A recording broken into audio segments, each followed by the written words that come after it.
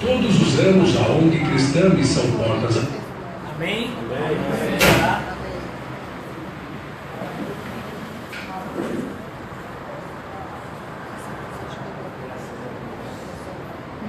Graças a Deus. Vamos orar.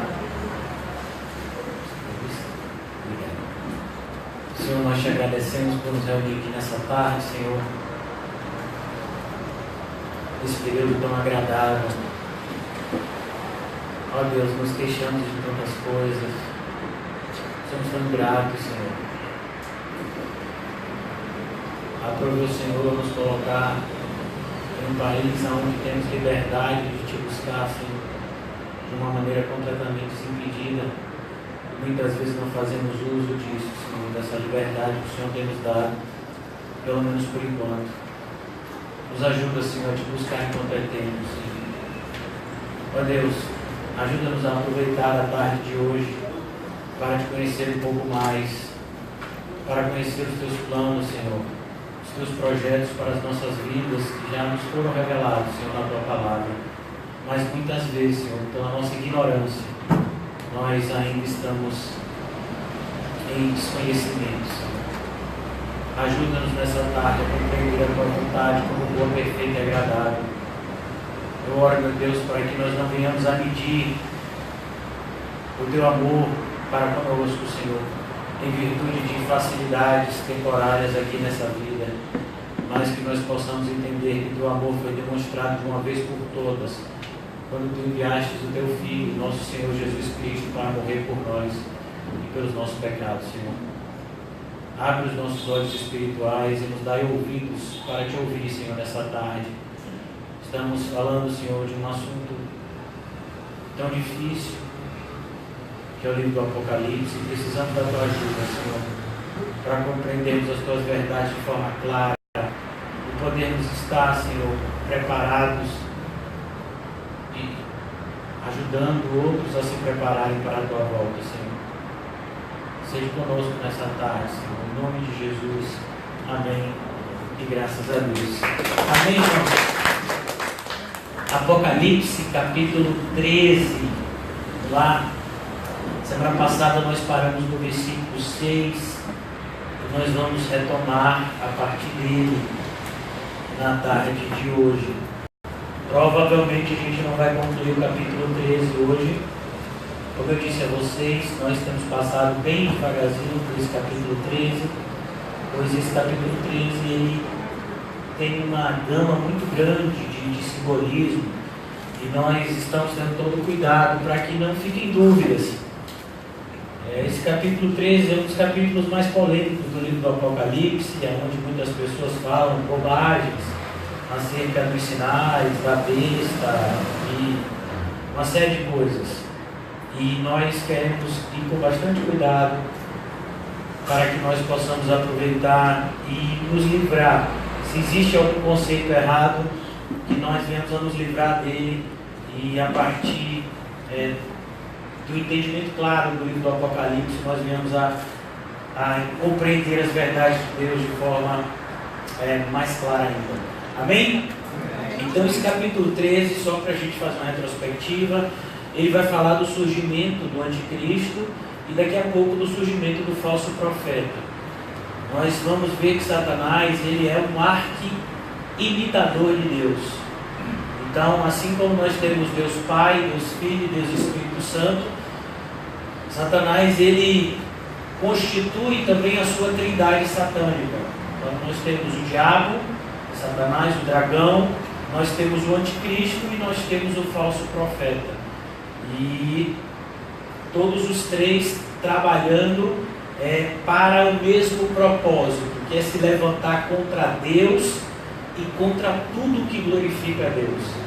Eu coloquei esse vídeo, o nome dele é Espelho dos Mártires.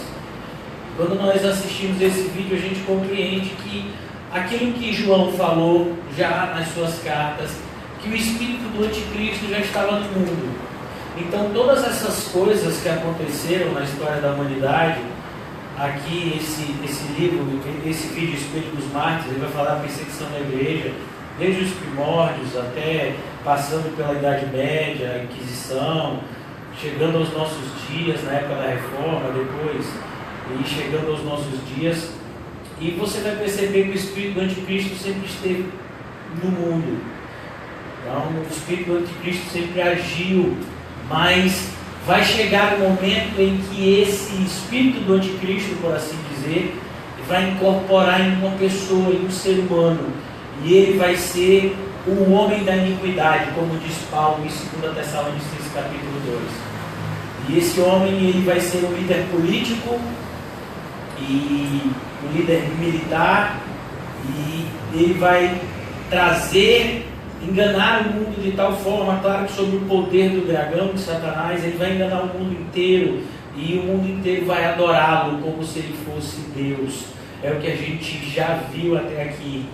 E aqui no versículo 6, que foi onde nós paramos na semana passada, nós lemos o seguinte: e ele abriu a boca para blasfemar contra Deus. Isso é a besta, o anticristo, a besta que emerge do mar. Aí ela abre a boca para blasfemar contra Deus. Nós falamos sobre isso semana passada, como as pessoas que não estão pregando a sã doutrina, como muitas vezes elas são mais ousadas do que aqueles que pregam a sã doutrina. Então você vai ver como os islâmicos são ousados na pregação da sua religião. Você vai ver muitas vezes como os adeptos de seitas heréticas, eles são ousados na pregação das suas mentiras. E é isso, eles fazem isso por esse poder espiritual maléfico que já age na vida deles, mas que vai chegar ainda a um ponto mais elevado. O que nós estamos vendo hoje em dia é um crescente crescimento da maldade, é um crescente crescimento das heresias. E aqui, essa visão que João descreve é o ápice, é o apogeu, é o ponto máximo da maldade no mundo. Então ele vai blasfemar contra Deus, amaldiçoar o seu nome e o seu tabernáculo. O que é o tabernáculo de Deus? A igreja. A igreja de Cristo, ela sempre foi perseguida, mas ela vai ser perseguida de uma forma que nunca aconteceu antes, quando esse ser aparecer no anticristo. Ele vai enganar o mundo inteiro, e a gente vai ver, o único que ele não vai conseguir enganar é a verdadeira igreja, os verdadeiros cristãos. E o que ele vai fazer com esses? Ele vai perseguir, ele vai matar, ele vai aprisionar. Então, ele vai amaldiçoar o nome de Deus, ele vai amaldiçoar o tabernáculo de Deus, ele vai amaldiçoar a igreja, ele vai amaldiçoar o céu, e ele finalmente vai amaldiçoar os que habitam no céu. Essa ideia que o anticristo ele vem produzir um crescente humanismo. E a gente vai perceber, por exemplo, que hoje em dia está em voga, em constante crescimento, as chamadas religiões espiritualistas, as religiões que falam de reencarnação. Grande parte das religiões orientais, elas acreditam em reencarnação. Então as religiões que vêm lá da China, da Índia, do Japão, todos aqueles países lá do Oriente, eles têm mandado para o Ocidente. O que nós temos assistido hoje em dia, não sei se vocês têm se atentado a isso, é uma orientização do Ocidente. Está na moda as coisas do Oriente, né? Então, tudo isso é uma expressão do satanismo. O que essas religiões fazem é dizer o quê? Não tem esse negócio de céu. O que existe é o seguinte: você está evoluindo. Não é isso que diz a religião espírita? Então, você está aqui e se você morrer, você vai reencarnar. Se você for um camarada gente boa, você vai ter uma reencarnação boa na próxima vida. Se você for uma pessoa gente ruim, você vai ter uma reencarnação ruim na próxima vida. Mas vai continuar você vai continuar e vai ter. E às vezes fulano diz: na vida passada você foi Napoleão Bonaparte, né? Então todo mundo quer ser alguém importante na vida passada. Eu nunca vi uma pessoa dizendo: você foi orelha seca na vida passada. Sempre você foi uma pessoa importante na vida passada.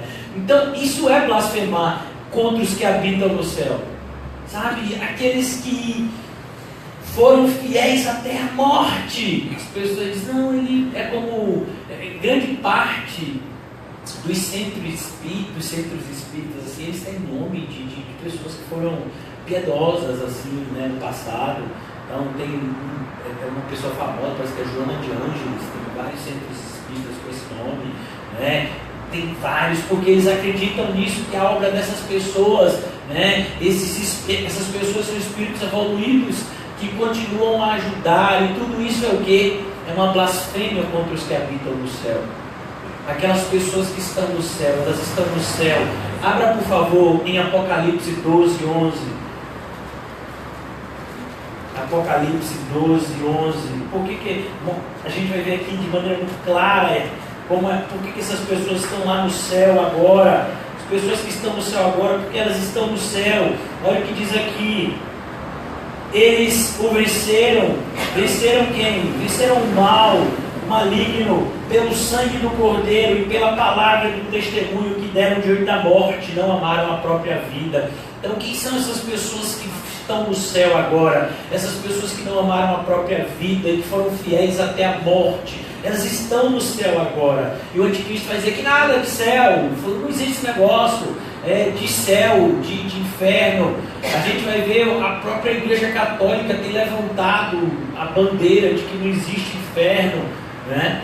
E justamente para ganhar mais adeptos, porque se o inferno não existe, então a gente fica mais tranquilo em viver uma vida, sabe, de mais pecado, que nos satisfaça. Se eu não vou ter que prestar conta, se não existe um dia específico, se não existe uma condenação eterna, então eu estou tranquilo. É o que a gente vai ver, o catolicismo produziu isso na Idade Média. Quando o catolicismo se deu conta de que a maior parte dos católicos não conheciam a Deus de verdade, não tinham a mínima ideia dos princípios de Deus, viviam como se fossem pagãos batizados. Então foi que eles criou-se a teoria do purgatório. Então disse, olha, você é católico, você é uma pessoa que você mesmo sabe que você é ruim, você não segue os princípios de Deus, você é um bêbado, você é um assassino, então você vai para o céu. Então o que você vai? Você vai para o purgatório, você vai passar um tempo lá sofrendo, e aí depois você vai para o céu. Você vê como surge, então, assim eu já gostei. Porque essa ideia de inferno, que eu vou ficar o tempo todo lá, a eternidade inteira sofrendo. Não, você não vai ficar a eternidade inteira. Você vai ficar um tempo, daí o nome purgatório, purgar, pagar. Você vai ficar pagando um pouquinho os seus pecados lá, depois você vai para o céu. E o sangue de Cristo? O que faz com ele? Então a gente vai ver que se criou essa teoria do purgatório que voga até hoje na Igreja Católica. A Igreja Católica, ela acredita nisso, né? E por isso que, eu não sei se você sabe, que na Igreja Católica vocês têm tem as missas pós-morte, tem a missa de corpo presente, tem missa de 7º dia, de 30 dias, de 1 ano, porque eles acreditam que através desse sacramento da missa, a alma de alguma forma, ela é abençoada. Então, se uma pessoa de repente está no purgatório, você rezou uma missa de 7º dia para ela, o tempo do purgatório dela já diminui. Então, você está dando risada, mas é o que eles acreditam. Então, é isso que a gente vive hoje em dia. Então, aqui a gente vai ver, é isso que é blasfemar contra os que habitam no céu. É você criar mentiras que diminuem a graça do céu, a preciosidade do céu. Esse livro de Apocalipse vai mostrar como o céu é lindo. Muitas pessoas talvez se espantem, talvez a gente chegue lá no céu e as ruas não sejam de ouro. Ah não, pastor, mas está escrito que é rua de ouro aqui no livro. Isso é simbólico. Está falando da preciosidade do céu. Como está falando que a cidade celestial, a fundação dela é de pedras preciosas. Está falando da preciosidade do céu, de como é maravilhoso chegar nesse lugar, como é maravilhoso, vai ser maravilhoso morar nesse lugar por toda a eternidade com Deus. É isso que o livro do Apocalipse quer produzir na gente, esse desejo de estar nesse lugar sublime, indescritível, de maravilha que é o céu. Mas a gente vai perceber que uma das artimanhas do anticristo é tentar tirar a beleza do céu e tentar tirar a feiura do inferno. Então, ele vai... Essa é a verdadeira blasfêmia, porque quando nós vemos Jesus pregando, Jesus ele traz essas verdades de maneira muito clara. Ele mostra o céu como algo precioso, ele mostra o inferno como um sofrimento indescritível e perene, e o anticristo ele vai blasfemar, ele vai lançar mentiras contra a verdade exposta de Deus. Amém? Agora no versículo 7, foi-lhe dado poder. Foi-lhe dado poder. Perceba que no original, irmãos, fica um pouco mais claro, esse verbo está no passivo. Foi dado a ele o poder. Perceba, o poder não era dele. É como, por exemplo, eu tenho esse livro aqui. De quem é esse livro?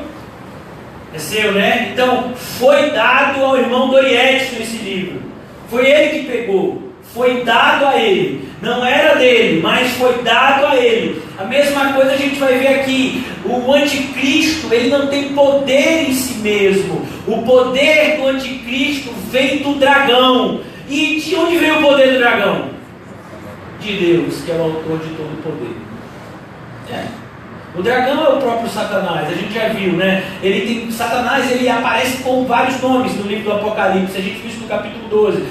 Dragão, Satanás e diabo, serpente. Esses 4 adjetivos falam do mesmo ser. Dragão, Satanás, diabo, serpente. Cada adjetivo desse fala de um aspecto, né, de Satanás. Já a besta que emerge do mar, o anticristo. A besta que emerge da terra, a gente vai ver mais lá na frente, o falso profeta. Então aqui a gente vai ver que o próprio Satanás ele não tem poder em si mesmo. Ele recebe uma autorização temporária de Deus para realizar a maldade. E Deus vai transformar essa maldade de Satanás em bênção, purificando os eleitos e punindo os ímpios através do próprio Satanás. Então, como já dizia Lutero há 500 anos atrás, o diabo é o diabo de Deus. O diabo ele não faz oposição a Deus. Ele sabe que não tem condição disso. Ele faz oposição ao povo de Deus. A gente já viu aqui no capítulo 12 que ele se coloca diante da mulher. Quem é a mulher? O povo de Deus, tanto no Antigo quanto no Novo Testamento. Então ele faz oposição ao povo de Deus, porque ele sabe que contra Deus ele não pode fazer oposição. Ele é uma criatura de Deus. Então aqui a gente vai ver, foi-lhe dado o poder. Para nós isso é muito importante, irmãos, porque você precisa entender a graça do sofrimento. Eu aconselho a todos ver esse videozinho de John Bunyan. Na internet tem, são 10 minutos, a graça do sofrimento de John Bunyan. É precioso demais esse vídeo. Que o cristão, ele entende que o Deus dele é soberano. Então, até no nosso sofrimento, existe a soberania de Deus. Por exemplo, digamos que Dori Edson, ele tem dor de dente. Nosso amado irmão aqui, seu Edson, ele já tem dor de joelho. Eu, no meu caso, já tenho gastrite, dor de estômago. Tem dor de joelho também. E algumas pessoas têm dor de joelho, gastrite e de dente. Então, quem é que está no controle disso, meu filho? Deus. Deus, ele está no controle, inclusive, do nosso sofrimento. Ele faz com que cada um desses sofrimentos cooperem para o nosso bem. Então, quando o cristão ele entende isso, aí ele pode seguir o que Tiago fala em Tiago capítulo 1, versículo 3. Tenha motivo de toda alegria o passardes por todo tipo de provação. Motivo de toda alegria o passar por todo tipo de provação. Por que Tiago diz isso? Porque a provação, ela vai produzir experiência sua com Deus, e ela vai trazer maturidade sua com Deus. É como disse Jó, depois da provação que ele passou, ele vai dizer uma frase que todo cristão tem que estar na sua mente todos os dias: eu conhecia Deus, mas depois dessa prova que eu passei, agora os meus próprios olhos contemplaram o Senhor. O que Jó descreve com essa figura de linguagem? Jó diz: eu conheci a Deus de forma superficial, mas quando Deus me abençoou com sofrimento, eu consegui conhecer Ele de forma mais profunda. É como, por exemplo, quanto mais escura a noite, mais as estrelas brilham. Então a mesma coisa, quanto muitas vezes mais intenso o sofrimento do cristão, mais a graça de Deus se faz presente. Pois não, irmão? Então é Deus que dá essa autoridade aí? Claro, com certeza. É uma hierarquia. Deus dá autoridade a Satanás e Satanás passa essa autoridade para o anticristo, exatamente. Mas a gente vai ver, por exemplo, só para isso ficar claro, vamos lá em 12, Apocalipse 12. Apocalipse 12, versículo de número... Apocalipse 12, 12. Diz assim: portanto celebrem-no, ó céus, e os que nele habitam. Mas ai da terra e do mar, pois o diabo desceu até vocês, ele está cheio de fúria, pois sabe que resta pouco tempo. Então perceba que Deus está no controle disso tudo. Ele expulsa Satanás do céu, permite que Satanás venha aqui para a terra com essa fúria, mas ele sabe que pouco tempo lhe resta. Deus, ele deu essa autorização, mas essa autorização para Satanás é uma autorização limitada pelo tempo e limitado também em relação ao seu modo de agir. Satanás não tem o poder de lançar ninguém no inferno, só quem tem esse poder é Deus. Ele tem o poder que a gente vai ver aqui de matar, mas quando ele mata um crente, o crente vai para onde? No céu. Então, ele não tem esse poder. O poder de Satanás é limitado no tempo e na sua eficácia, porque quem está no controle de tudo, pelo menos é o que nos garante a palavra de Deus, é Deus. Foi-lhe dado poder para guerrear contra os santos. E aqui a gente vai ver, irmãos, como é o contrário do que aconteceu no céu. O que foi que aconteceu no céu? A guerra no céu foi iniciada por Deus. Vamos lá ver no capítulo 12. No capítulo 12, ele vai mostrar essa ideia. Versículo 7. Houve então uma guerra nos céus. Miguel e os seus anjos lutaram contra o dragão, e o dragão e os seus anjos revidaram. Mas estes não foram suficientemente fortes e assim perderam o seu lugar nos céus. Perceba que lá no céu, quem foi que iniciou a guerra? Foi o próprio Deus.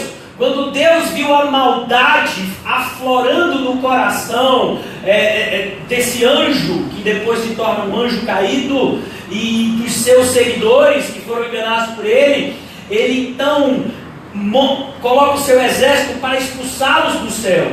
Agora, quando ele chega aqui na terra, é ele que faz guerra contra o povo de Deus. Por que eu estou dizendo isso? Que de um certo ponto talvez seja até lógico e redundante. Pastor, isso não está claro. Peraí, não está tão claro assim não. Sabe por quê, irmãos? Porque hoje em dia a gente tem visto muitas vezes o povo de Deus agir com violência. O povo de Deus não age com violência. O povo de Deus, ele pode sofrer violência, mas agir com violência não pode. Então, quando a gente... Eu não sei se vocês prestaram atenção ali no tribunal da Inquisição, não sei se prestaram atenção no vídeo. Quem foi que orquestrou o tribunal da Inquisição? Foi a Igreja Católica, que teoricamente era o povo de Deus. Mandou queimar um monte de gente, que ele dizia que era herege. Bruxas, eles diziam que eram bruxas, diziam que eram hereges as pessoas que queriam seguir a Bíblia. Era proibido naquela época a Bíblia na linguagem corrente. A Bíblia só podia ser lida em latim e pelos padres. Nenhuma pessoa comum que não fosse do clero não podia ter acesso à palavra de Deus. Se tivesse, era um pecado mortal, como a gente viu aqui. Ia para a fogueira. Então, você vai ver ele justificando violência. Então, pessoas que eram para defender a paz e o amor que Jesus veio trazer ao mundo, eles defendem a violência. Por que eu estou falando isso? Os Estados Unidos, irmãos, ele é um dos países, todo mundo sabe, os Estados Unidos está em guerra com o mundo inteiro. né? Os Estados Unidos é o xerife do mundo. E o mais assim, impressionante é que os Estados Unidos, eles, na maioria das vezes, eles têm a cara de pau de dizer que fazem isso em nome de Deus. Os Estados Unidos, eles são também o país, entre aspas, mais evangélico do mundo. Eles foram colonizados pelos evangélicos fugindo da Inglaterra, os puritanos. E isso ficou na sua raiz, assim como nós, até hoje temos um grande número de católicos por conta da nossa colonização pelos jesuítas. Então você vai ver, lá nos Estados Unidos, todo presidente norte-americano é um pastor que faz o culto quando ele assume, né? Então eles têm essa questão de essa hipocrisia religiosa em relação ao Evangelho. Então Deus salve a América, né? Eles sempre falam essa questão de Deus, Deus, Deus, e eles se acham manda-chuvas de Deus. Deus não dá apoio à violência, muito pelo contrário. Diga-me. Admiradores de Bolsonaro são totalmente a favor da violência. Então, você não pode ser crente e seguir esse homem. Como né? o Marasquim, ele é a favor do cristão andar armado, sabe? Para se defender da grande... Está vendo, menino? Aí precisa se converter, ser regenerado. Então a ideia é isso, o cristão ele não se entrega à violência. É por isso que eu fiz questão de frisar isso. Porque hoje em dia a gente tem essa confusão, onde você vê um monte de gente que se diz cristão que tem a unção de Sansão. Né? Qual é a unção de Sansão? Você vier de lá para cá, eu pego uma queixada de jumento e dou em você. Então ele tem a unção de Sansão. Então aqui a gente vai ver, foi-lhe dado o poder de guerrear contra os santos e vencê-los. Quem é que vai usar de violência? O anticristo e os seus seguidores. O povo de Deus jamais adere à violência. Sabe por quê, irmãos? Essa frase é atribuída a um homem que viveu muito tempo antes da gente. E diz o seguinte: quando um perverso lhe fizer uma perversidade, perdoe para que não sejam dois perversos. Jesus, ele anunciou isso em Mateus 24. Por se multiplicar a maldade no mundo, o amor de quase todos se esfriaria. O desejo de Satanás em guerrear contra os santos é transformá-los em perversos como ele. E como é que o santo vence a Satanás? Se mantendo santo, mesmo diante da perseguição. Por isso que a Bíblia diz em Provérbios, salvo engano, capítulo 4, sobre tudo que tem que guardar, guarda teu coração.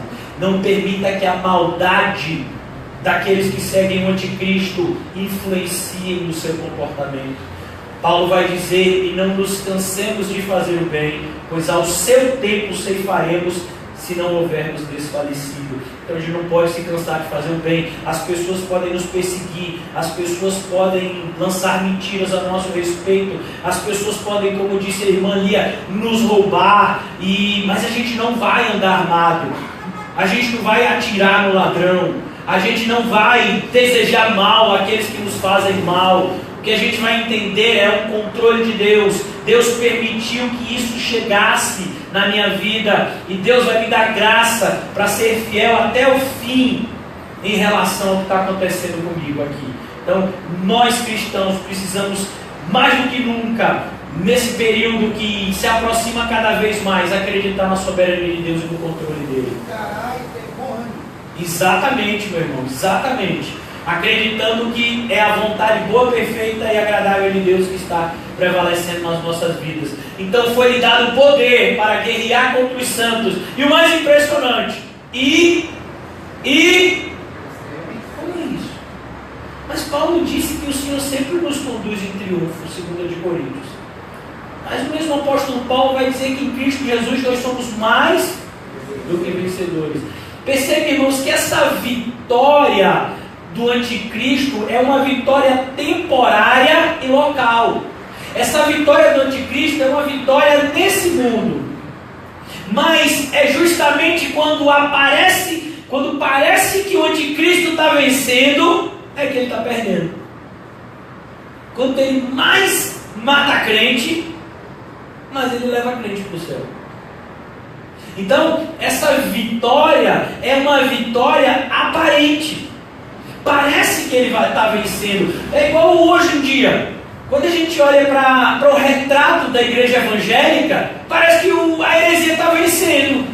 Se você for fazer, por exemplo, um censo das igrejas evangélicas, e você vai lá catalogar as igrejas evangélicas daqui de Salvador, sei lá, vamos supor, tem 10 mil igrejas evangélicas aqui em Salvador, pastor. Quantas igrejas são do verdadeiro evangelho? Talvez, irmãos, nem 10. Sabe? É como Abraão intercedendo por Sodoma e Gomorra.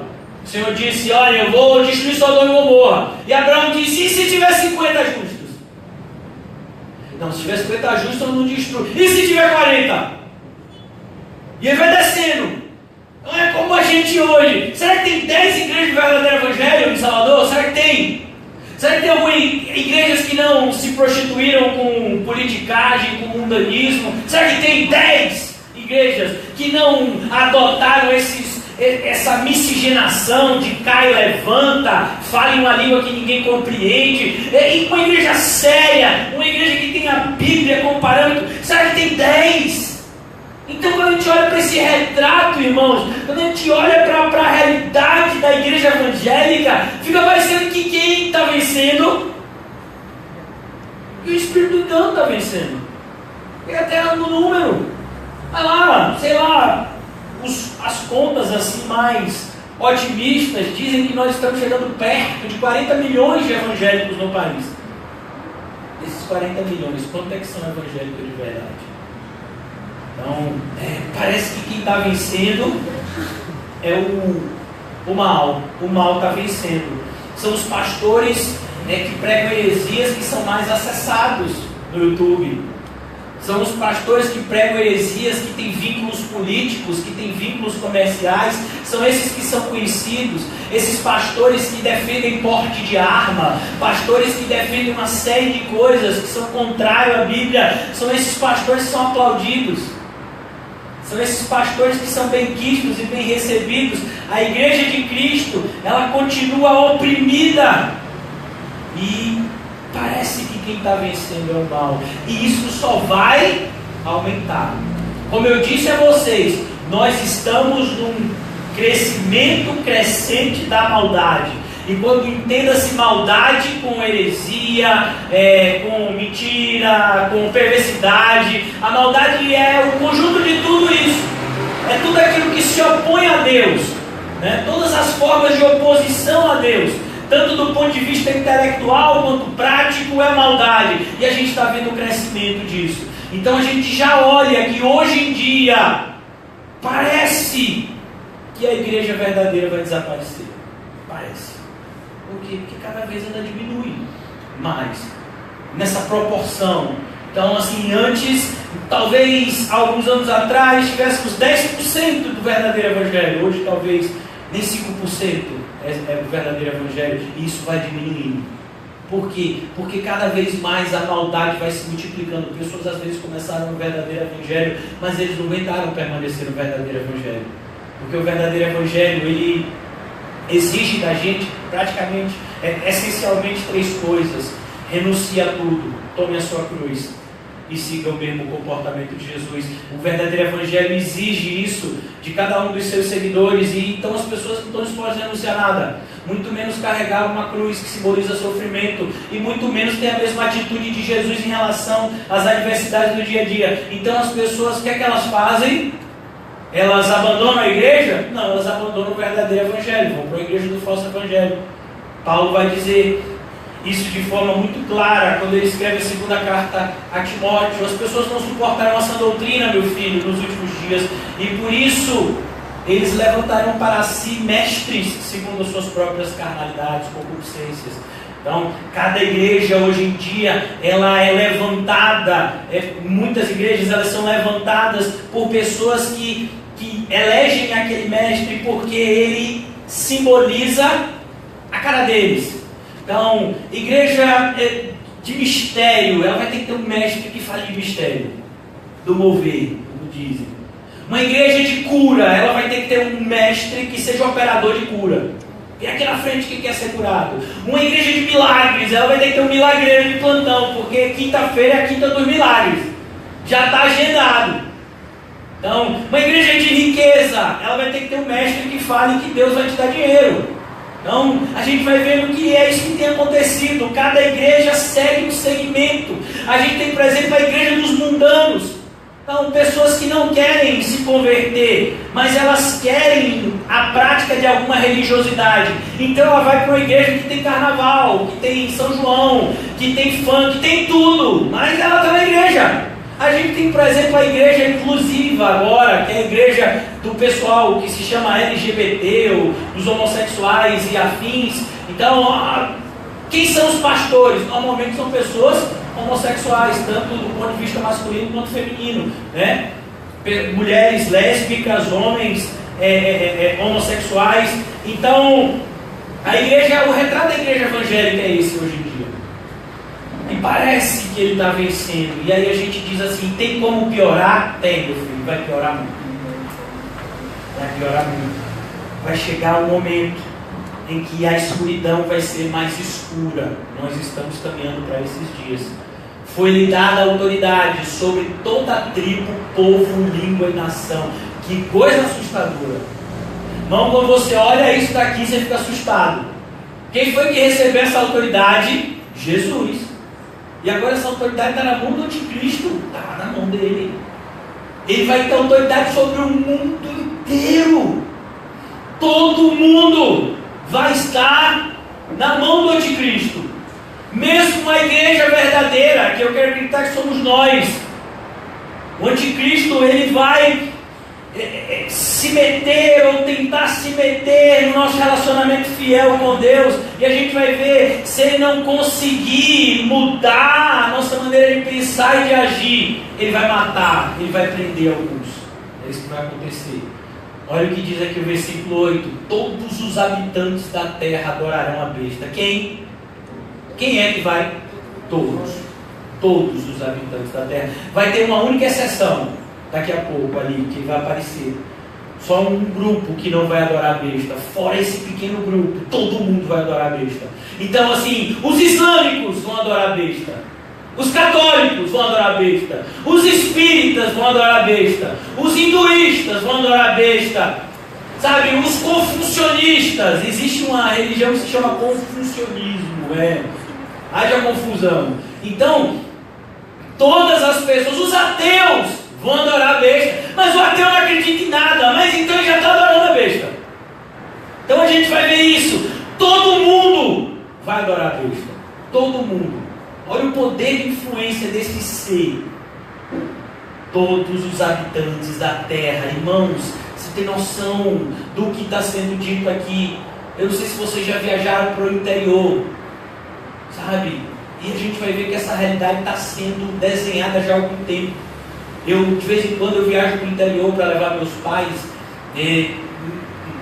num lugar que fica mais ou menos 600 quilômetros daqui de Salvador. A gente passa por uma série de povoadozinhos assim, que muitas vezes é só uma rua, o povoado, e você, às vezes, você não vê nada naquele lugar, mas tem uma antena parabólica.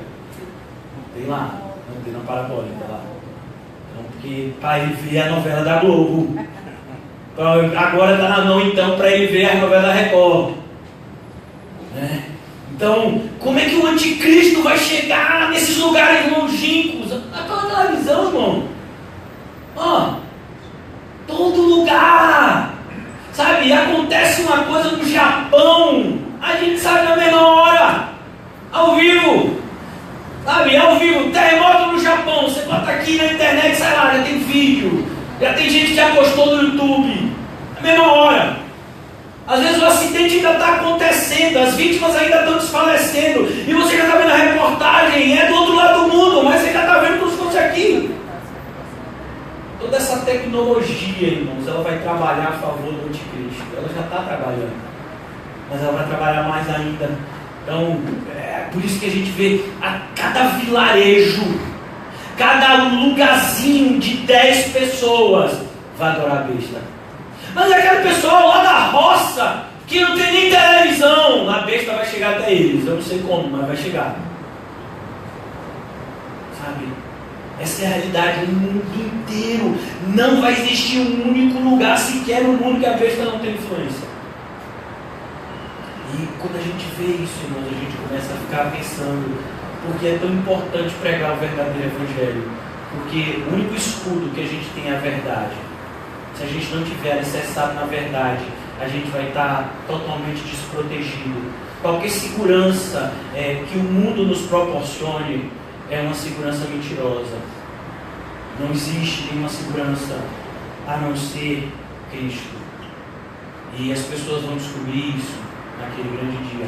Então todos os habitantes da terra adorarão a besta, a saber, todos aqueles que não tiveram seus nomes escritos no livro da vida. Que maravilha! O Senhor Jesus, Ele manda os seus discípulos de 2 em 2. E esses homens, eles vão levando a mensagem de Jesus. E o próprio Deus, Ele dá um poder temporário a esses discípulos. Tem um evangelho que fala de 12, o evangelho de Lucas já fala de 70, né? E Deus, Ele dá poder a esse grupo de homens para eles expulsarem demônios, para eles curarem enfermos. E o poder se manifesta através da vida deles. E aqueles homens ficam maravilhados com aquilo. E quando eles voltam para Jesus, para passar uma espécie de relatório da missão, eles ficam: Jesus, você não sabe o que eu fiz, Jesus. Criança pequena, sabe? Quando está aprendendo a fazer alguma coisa nova na escola. Meu pai, você não sabe, eu aprendi a fazer uau hoje.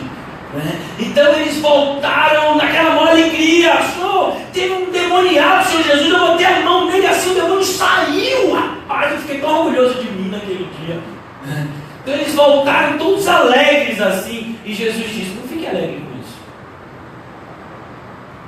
Os falsos profetas produzirão tão grandes números de sinais e prodígios que se disseminarão os próprios eleitos. E Jesus vai dizer: fique feliz, pelo nome de vocês está escrito. Você sabe quem estava naquele grupo? Judas. O nome dele não estava escrito no livro da vida, mas ele fez milagre. Ele expulsou demônio, ele pregou da parte de Jesus, mas o nome dele não estava escrito no livro da vida. Perceba que faz toda a diferença, irmãos, a eleição. E quando é que seu nome foi escrito no livro da vida? Ah, pastor, isso é fácil.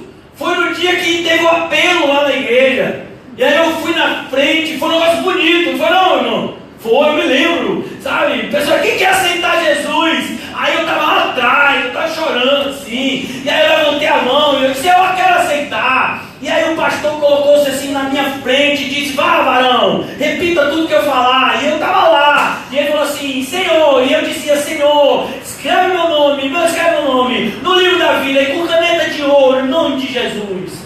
E aí pronto, quando eu disse isso, meu nome foi escrito no livro da vida. Não, seu nome foi escrito no livro da vida quando você aceitou Jesus. Em primeiro lugar, ninguém aceita Jesus, porque você não é rei, quem é rei é ele. Hoje em dia o evangelho é, como eu disse a vocês, é pregar de uma maneira completamente deturpada. Então quem nos aceita é Ele, e Ele nos aceita porque Ele nos escolheu, meu irmão Jefferson, antes da criação do mundo. Nós estamos no ano de 2018 depois de Cristo.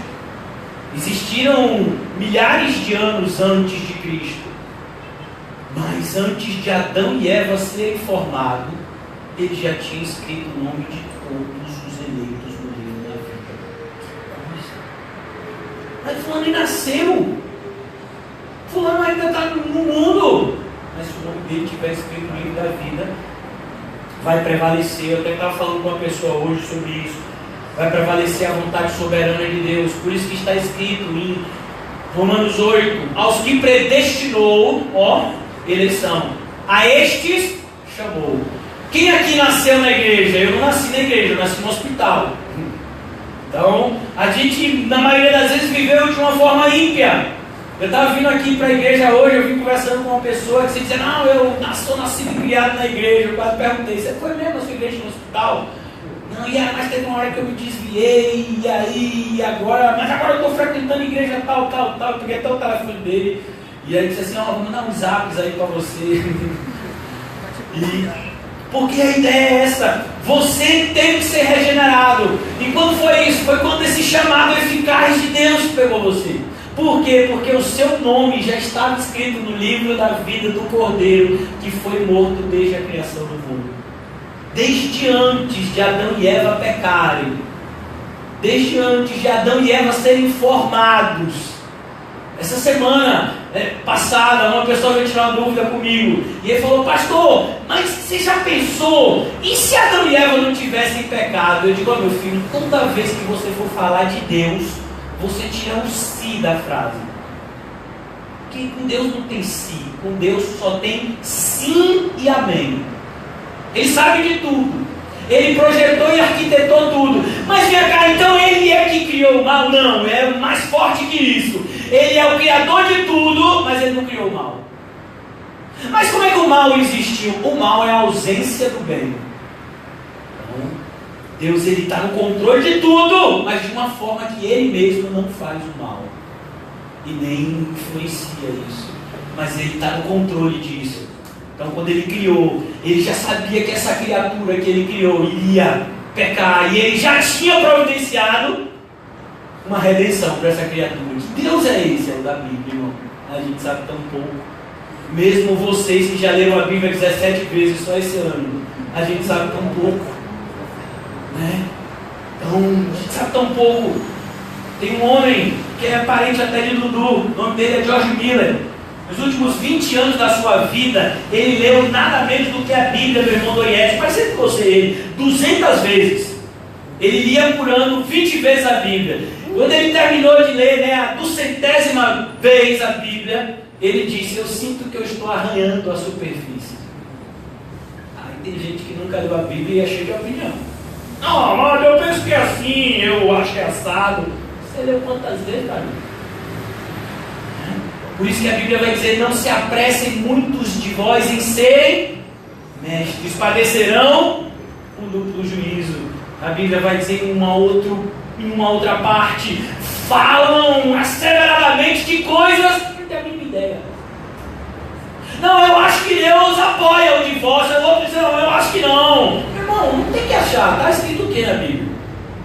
Então a gente tem que entender que a gente tem que estudar a palavra. E quanto mais a gente estudar a palavra, mais a gente vai estudar a palavra.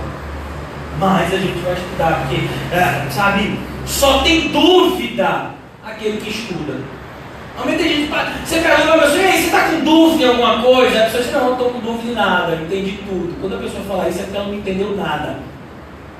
Porque só quem tem pergunta é aquele que pesquisa, é aquele que estuda. Normalmente pessoas que não perguntam é pessoas que não estão a fim de aprender. Quem é o aluno que mais assim se destaca? Normalmente é o maior perguntador, é o chato da sala. Professor, o que é isso? Professor, o que é aquilo? Vai ver a nota depois daquele aluno, é 10. Isso é meu filho. Orgulhoso. É 10. Outro dia tirou 9,8 e chorou. Não, meu filho, 9,8 é bom.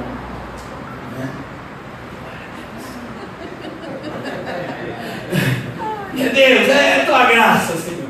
Então a gente vai ver, foi lhe dado o poder. Ele tem umas alegrias aqui na terra, meu irmão, né? Tem uma lua com umas alegrias. Foi lhe dada autoridade sobre toda a tribo, povo, língua e nação. Todos os habitantes da terra adoraram a besta, a saber, todos aqueles que não tiveram seu nome escrito no livro da vida do Cordeiro, que foi morto desde a criação do mundo. Irmãos, quando você vai para o original, a ideia não é seus nomes, a ideia é seu nome. A ideia de João no texto original é o relacionamento individual de cada nome que está ali. Deus não escreveu o nome por atacado. Todo mundo que está na terça-feira de tarde estuda Apocalipse, vai para o céu. Não, é o nome de cada um, de forma pessoal, que está escrito lá. Deus conhece você pelo nome. Ele registrou você pelo nome. Quem deu o seu nome, meu filho, não foi seu pai, sua mãe, sua avó, sua tia. Foi Deus que já te conhecia, ó, desde a fundação do mundo. Então nada é por acaso, nada é por acaso. Então ele escreveu, ó, os seus nomes foram escritos nesse livro da vida, na vida do Cordeiro que foi morto desde a criação do mundo. O que é que ele está falando aqui, irmãos? Um dos temas mais importantes, algumas pessoas chegam a dizer que é o coração do Evangelho. Assim, é aquela pedra de base, é como se fosse o limite, né, que vai dizer se você está na verdade ou na mentira, é a palavrinha expiação. O que significa a palavra expiar? Para um português mais inteligível, significa o poder de perdoar. E a Bíblia vai nos mostrar que a expiação de Deus é uma expiação perfeita. Ou seja, aquele que Cristo aspergiu seu sangue purificador, ele foi purificado de forma definitiva, de tal forma que essa expiação é absoluta. É o que a teologia vai falar, né? Da expiação incondicional, a expiação total, a expiação absoluta de Deus. E algumas pessoas colocam como a expiação limitada. Por que limitada? Porque essa expiação não é para o mundo inteiro, é para um grupo específico de pessoas. Agora, eu não gosto desse termo expiação limitada, a semelhança do pastor R.C. Sproul, porque dá uma ideia um pouco ruim. Na verdade, seria melhor dito a expiação ilimitada. Por quê? Porque aqueles que Deus resolveu perdoar, Ele perdoou de todos os pecados. De tal forma que Deus perdoou os seus pecados do presente, do passado e aqueles que eu e você vamos cometer no futuro. Então, uma vez eu conheci um pastor, estava no início da minha caminhada evangélica, ainda estava frequentando a igreja do falso evangelho, ainda não sabia o que era o verdadeiro evangelho, e me ensinaram essa questão do livre-arbítrio, do aceite a Jesus. Tudo isso eu aprendi, irmãos, né? Quando eu estava engateando no evangelho. Graças a Deus o Senhor me arrancou do falso evangelho com a mão poderosa. E eu conheci uma pessoa que já tinha mais de 20 anos de evangelho, ele era bispo, não era nem pastor, bispo, né? E dizia que conhecia tudo, tinha teologia, tinha isso. E ele falou: vou lhe ensinar uma coisa, viu? Um segredo para você estar sempre com garantia de estar indo para o céu. E eu fiquei com o ouvido aberto. Eu diga aí, como é que eu faço assim? Se você pecar, você na mesma hora você aceita Jesus de novo, aí você vai para o céu. Eu falei: como é que é esse negócio? Ele disse assim: digamos que você está andando na rua e aí alguém trancou você na rua e você xingou a pessoa. Você sabe que xingar, falar palavrão, desejar mal para a pessoa é pecado. Então naquele momento você perdeu a sua salvação. Mas o que você faz? Você pede para Deus escrever seu nome de novo no livro da vida, e aí está tudo tranquilo. Senhor, em nome de Jesus, perdoa esse pecado, escreve meu nome no livro da vida. Pronto, você está no céu de novo. Aprendeu? Não se esqueça mais disso, viu? Graças a Deus eu me esqueci, porque era mentira. Então, não, irmãos, você não precisa. Se Ele te perdoa, Ele te perdoa de forma total. A gente vê isso de forma muito clara no ladrão da cruz. Mestre, lembra-te de mim quando entrares no teu reino. Ainda hoje estarás comigo no paraíso. Não, Ele perdoa de forma absoluta, de tal forma que os nossos pecados Ele lança no mar do esquecimento. Não é que Deus tem amnésia, é que o sangue de Cristo, Ele nos purifica de todo o pecado, de tal forma que é como se nós nunca tivéssemos pecado. Tamanho é o poder do sangue do Cordeiro. Por isso que o Evangelho é algo tão precioso. É por isso que o Evangelho é o poder de Deus para a salvação. É por isso que Satanás, ele não está preocupado em fechar portas de igreja. Ele está preocupado em impedir as pessoas de enxergar o Evangelho. 2 Coríntios 4:4. Porque o príncipe deste século cegou o entendimento dos incrédulos, para que não lhes resplandeça a luz do Evangelho de Cristo. O Evangelho de Cristo é algo poderoso. A pessoa pode ser o pior pecador do mundo. Olha ele aqui, sou eu. Mas você olhou para Cristo e de fato se arrependeu de verdade. Ele te perdoou de todos os pecados. Olha que maravilha. Diga, meu irmão. Então, naquele versículo, talvez só os que não estão no da vida vão adorar a Deus. Que são a maioria. Na verdade, a ideia é o oposto. É assim: todo mundo vai adorar, mas aquele que tem o nome no livro da vida, que é o grupo menor, esse é o grupo que não vai adorar. Entendeu? E agora, e aí você vai ver, aí vai começar agora, vai começar a perseguição, e o negócio vai ficar bonito, porque nada que Deus faz é feio. Semelhança de vocês, todo mundo bonito aqui, amém? Pastor, beleza é relativo. Eu digo amém, meu irmão, mas foi Deus que ele fez, isso é bonito. Aleluia, sem mais semelhança de Deus. Aquele que tem ouvidos, ouça. Quantas vezes você já viu ou ouviu essa frase na Bíblia? Dezenas de vezes.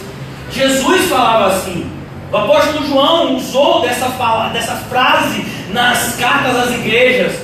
E isso, irmãos, é um chamamento a prestarmos atenção não somente àquilo que ouvimos, mas àquilo que a gente vai ouvir. Está dizendo, ó, presta atenção nisso que você ouviu e nisso que você vai ouvir agora, porque isso é importante para vocês. Nem todo mundo tem ouvidos para ouvir.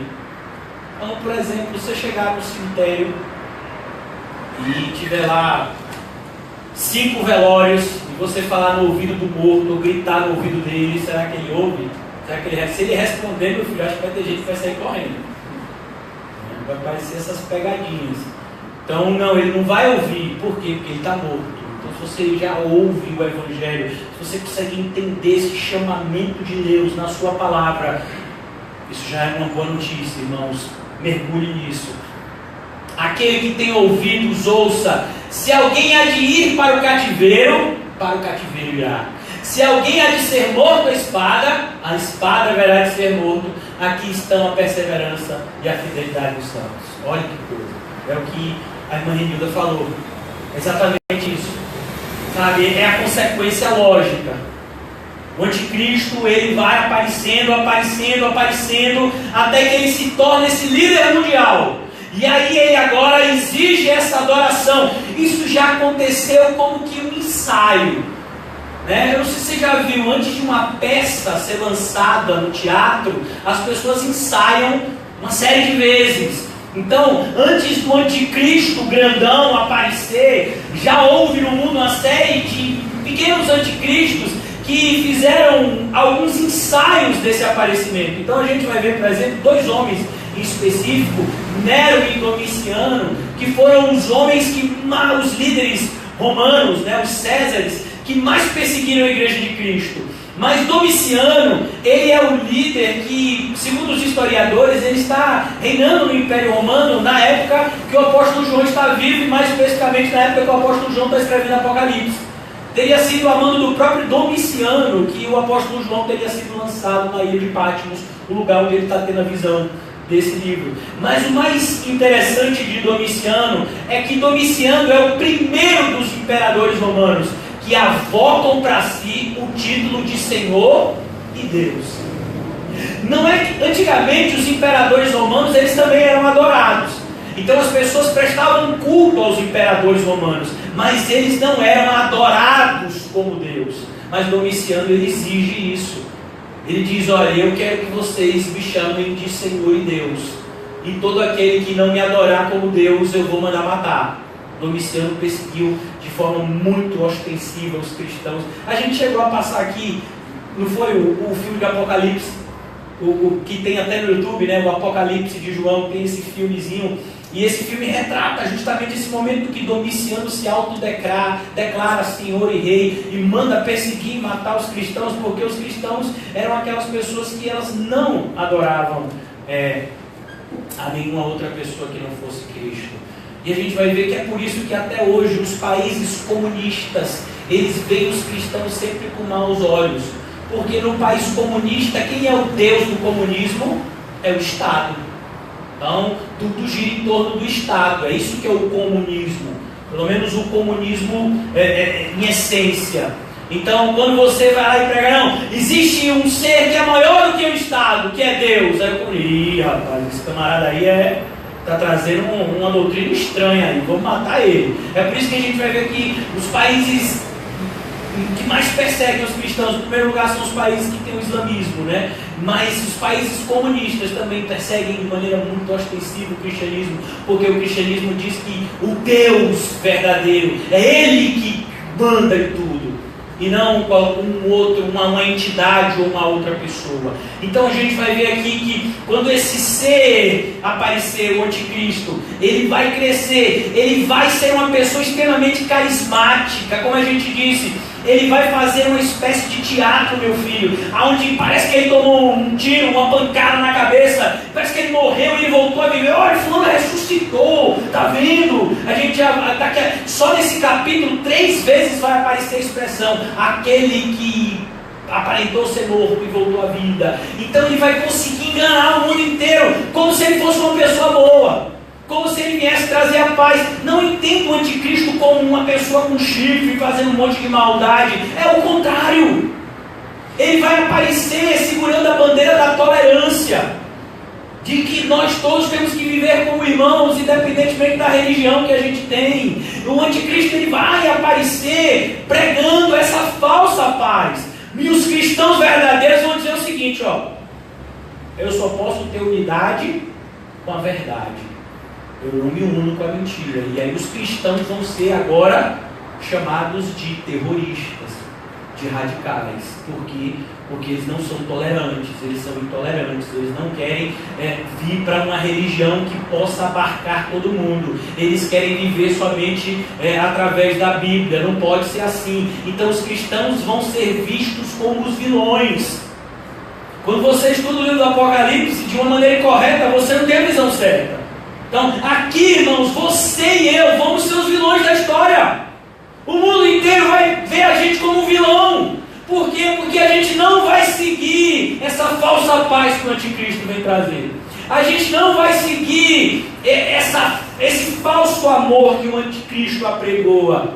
E aí por conta disso nós vamos ser rotulados de intransigentes, intolerantes, terroristas, né? Então aqui nós vamos agora ser presos. Então quer dizer que você só quer seguir a Bíblia? Então, segundo o seu entendimento, quem não é de Jesus vai para o inferno? É claro. Então você está preso. Você está preso agora. Vem cá, me diga uma coisa: a pessoa que é homossexual vai para onde? Se não se arrepender, vai para o inferno. Você está preso. Você é homofóbico. E uma pessoa que, sabe, que de repente ela é espírita, ela é uma pessoa boa. Não. Ela não segue a Jesus. Não, espiritismo não é religião cristã. Não, de cristão não tem nada. Você está preso, você é intolerante. Você não tolera a religião dos outros. Você está preso agora. Seus bens vão ser confiscados. Aí você diz: pastor, mas eu não tenho nada. Glória a Deus. Então você não tem nada a perder. Então você vai perder tudo. Essa calça vermelha é capaz de eles tomarem. Então tem essa calça vermelha, que eu me dei. Essa capa fizeram com Jesus, né? Pegaram a capa de Jesus e tiraram sorte. O tênis de Dudu mesmo vai ser sorteado. Rapaz, vamos prender esse menino aí, mas o tênis dele vai ficar por aqui. Então, é isso que vai acontecer. Por isso que ele diz: nem todo mundo vai morrer. Algumas pessoas vão ser levados presos. E quem está no controle dessa escolha? Deus. Por isso ele diz: quem tem de ir para cativeiro vai. Isso se cumpriu, irmãos, e se cumpre até hoje. Por exemplo, o apóstolo João é o único de todos os apóstolos que não morreu martirizado, segundo a tradição. Ele foi preso. A prisão é quem escreveu esse livro, o livro de Apocalipse. Depois ele teria sido solto quando Domiciano foi deposto, e ele teria morrido em uma boa velhice, né? Então, aqui a gente vai ver isso. Nem todo mundo vai ser preso. E quem for preso vai ser o quê, filho? Pô, diga. Há uma lenda. Na verdade é uma lenda, né? Que ele teria sido lançado num... Eu gosto dessa lenda. Que ele teria sido lançado num caldeirão de óleo ardente. E que diz que parecia uma hidromassagem. A pessoa ficou assustada e lançou ele na ilha de Patmos. Exatamente, essa lenda eu gosto muito dela. Mas, segundo os historiadores, os historiadores assim mais conservadores, eles não abraçam essa lenda. Então eles dizem que o próprio apóstolo João, como a gente vai ver em Apocalipse, ele escondia a sua identidade. Então ele tinha como se fosse um codinome. As pessoas não chamavam ele de apóstolo João. Ele tinha um codinome. Muitas pessoas, como a gente vai ver até no filme do Apocalipse, que diz assim: poucas pessoas sabiam da identidade real dele. Então ele é lançado na ilha de Patmos como um crente, como um pastor de uma igreja local. Provavelmente ele pastoreava a cidade de Éfeso. E aí ele é lançado lá em Patmos como um cristão, né, perseguido, que era lançado na ilha de Patmos para fazer trabalhos forçados. Mas eu gosto mais dessa versão também do Caldeirão. Mas a versão que os historiadores mais adotam é essa versão mais tradicional, onde ele teria sido lançado lá, uma vez que a sua identidade ela estava sendo ocultada, justamente porque ele era o último apóstolo vivo e todo mundo queria matar ele. Então, assim, poucas pessoas é que sabiam que ele estava vivo e poucas pessoas sabiam sua identidade. É o que tudo isso é a tradição. Não tem na Bíblia não tem isso escrito, né? Então é a tradição que vai sendo passada, né? Você estuda o livro dos pais da igreja, né? E aí os pais da igreja eles passam isso, né? Vem lá, vamos lá. Para a gente concluir aqui, se alguém há de ser morto à espada, ele vai ser morto à espada. Como é que é isso, meu irmão? Se Deus te chamou para morrer como mártir, você pode passar a vida inteira aqui no Brasil, tranquilo, e aí de repente, eu não quero dizer que tem um pastor chamado Eduardo Sobral, né? E aí ele passou a vida inteira aqui no Brasil, e aí Eduardo Sobral, ele vai junto com a Alana Sobral, lá para o Egito. Ele vai lá para o Egito, tem uma conferência no Egito, ele vai pregar lá no Egito. Lá no Egito há uma perseguição muito grande em relação aos cristãos. E aí quando o Eduardo Sobral está saindo dessa conferência, lá com o crachazinho dele, né, de pastor convidado, vem um egípcio daquele lá islâmico radical e dá uma facada nele e mata ele. E aí? Mas ele passou a vida inteira aqui no Brasil, uma segurança, né, um país onde o evangelho não é perseguido. Tim Elliott também. Tim Elliott morava nos Estados Unidos, país mais tranquilo do mundo, e ele morava numa época que ainda era mais tranquila que nos dias de hoje. E ele foi evangelizar aonde? Nas selvas do Equador. E ele morreu literalmente, né? Não a espada, mas por um material cortante, que foi uma lança que o atravessou. Então, assim, quando uma pessoa tem esse destino de Marte, esse destino é traçado pelos perseguidores? Não, por Deus. Não é o Estado Islâmico que decide como vai matar as suas vítimas. Foi Deus que já determinou. A gente vai ver, por exemplo, que o Estado Islâmico ele é meio, né, ele tem várias formas de matar. Uma vez eu vi um pessoal que eles botam numa jaula e afogam, não tem? Depois tem um pessoal que ele queima, tem um pessoal que... passa o carro daí por cima. Tem um pessoal que eles dão tiro na nuca, esse eu acho que é a morte mais tranquila. Tem um pessoal que eles decapitam, né? Eles arrancam a cabeça com aqueles machados, assim, machado com aqueles facões, assim, bem afiados, né? Dá um golpe assim, a cabeça da pessoa é separada do seu corpo. Quem é que está no controle? É eles que decidem tudo isso? Não, é Deus. É Deus que está no controle. Deus determinou como a sua vida iria iniciar, Deus determinou como a sua vida vai terminar. Todos nasceram em Salvador aqui? Eu nasci em Recife. Você nasceu onde? Salvador? Você? Salvador? Quem aí não é de Salvador? Paraná. E você? Vitória Conquista, você? Professor Jacuí, você? Não, você é França. É uma aparência de francês assim, né? Então você vai ver assim que quem foi que determinou o local do seu nascimento? Foi sua mãe, seu pai? Não, foi Deus. E quem determina o lugar da sua morte? É Deus. É Deus que está no controle, tanto do início quanto do fim da vida de qualquer ser que Ele mesmo criou. Jamais nos esqueçamos que o nosso Deus é o Criador do céu e da terra, bem como de tudo aquilo que existe no céu e na terra. Então aqui ele está mostrando que vai haver essa perseguição. Nessa perseguição nem todos serão mortos, muitos serão presos. E aí o que, que vai acontecer? Quem faz essa separação entre quem é preso e quem é morto? Deus. Às vezes a gente acha que é injusto, né? Não, irmãos, quem está no controle é Deus. Deus está no controle de tudo. Então aqui estão a perseverança e a fidelidade dos santos. Aonde é que está a perseverança e a fidelidade dos santos? Exatamente nesse fato aqui. eles foram fiéis até a morte. Voltemos agora para Apocalipse 12, 11.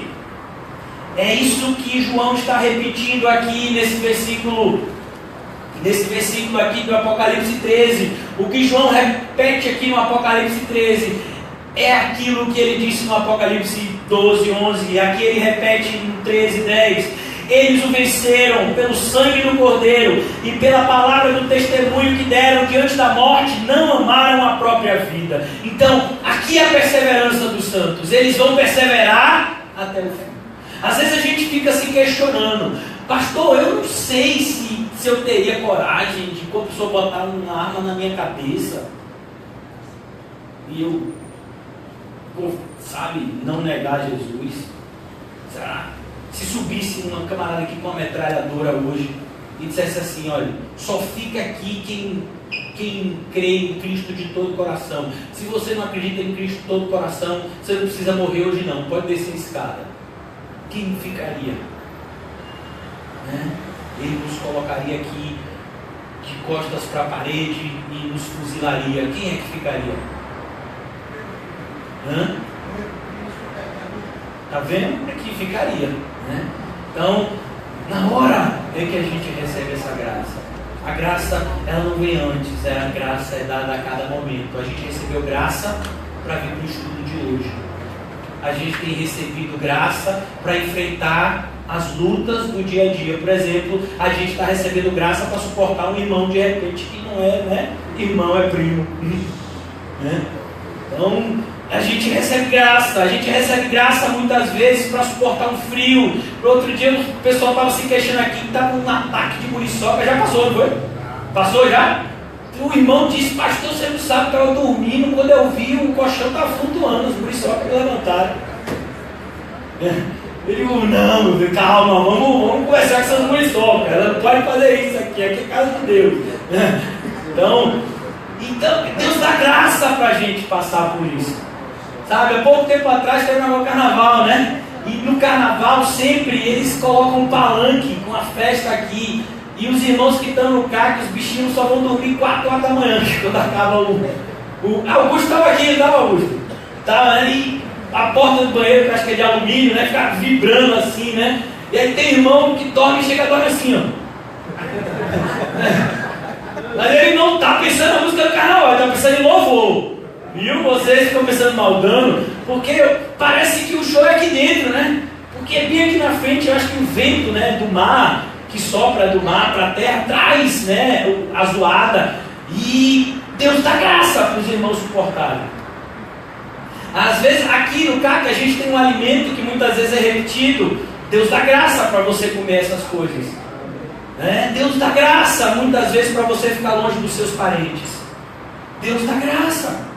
Então, a mesma graça que uma pessoa tem para ser Marte é a graça que a pessoa tem para viver um dia como crente. O dia de hoje você está vivendo como crente. Dia 24 de abril de 2018, pela graça. Você está vivendo o dia de hoje como crente, pela graça. Então, se um dia você tiver que ser Marte, essa mesma graça vai acompanhar você. Por isso que a gente não precisa se preocupar se a gente vai ter, se a gente vai ser fiel, se isso ou aquilo acontecer. Não, se isso ou aquilo acontecer, a mesma graça que está com você hoje vai estar com você amanhã. Foi o compromisso de Cristo com os seus discípulos. Em Mateus 28 ele diz: todo o poder me foi entregue no céu e eu estarei com vocês até a consumação dos séculos. Eu estou com vocês aqui nessa sala, assim, essa sala confortável, aonde eu vejo, não pela revelação, mas pelos olhos, com um pãozinho ali cheiroso, tem um cafezinho, tem um negócio de uma comida. Ali tem que ser revelação, porque está dentro de uma sacola rosa, né? Deve ser gostoso ali. Então a gente está aqui, né, hoje. Mas talvez a gente passe por um período de 20, 30 dias sem comida. Deus vai dar graça. Então tudo é a graça de Deus. Aí é que estão a perseverança e a fidelidade dos santos.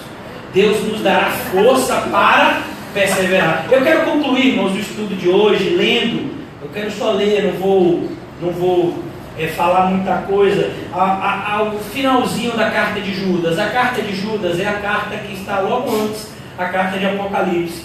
Os últimos versículos da carta de Judas, eles delineiam bem essa questão da perseverança dos santos e da sua fidelidade até o fim. Sabe por que você vai ser fiel até o fim, meu irmão Doriedson? Por causa da graça de Deus.